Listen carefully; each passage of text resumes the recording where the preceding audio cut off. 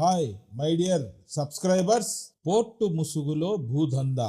అవసరం లేకున్నా 6,400 ఎకరాల మచిలీపట్నం పోర్టు పేరుతో జరుగుతున్న ఈ భారీ స్కెచ్ వెనుక అసలు రహస్యం ఏంటో తెలుసా? పోర్టుకు సరిపడా భూమి ఉన్నా అదనంగా 6,408 ఎకరాలను లాక్కునేందుకు కూటమి ప్రభుత్వం బరితెగించింది. మంగినపుడి నుండి గోకవరం వరకు 6 గ్రామాలను ఉనికి లేకుండా చేసే కుట్ర జరుగుతోంది.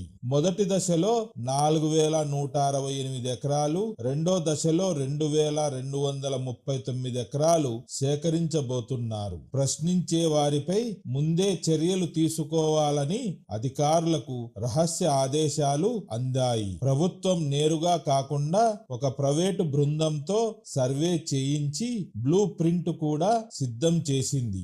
నిజానికి ఇది పోర్టు అభివృద్ధి కోసం కాదు, కేవలం బినామీలకు, ప్రైవేటు వ్యక్తులకు భూములు కట్టబెట్టే రియల్ ఎస్టేట్ వ్యాపారమని విమర్శలు వస్తున్నాయి. అభివృద్ధి పేరుతో రైతుల నోరు కొట్టడం ఎంతవరకు న్యాయం?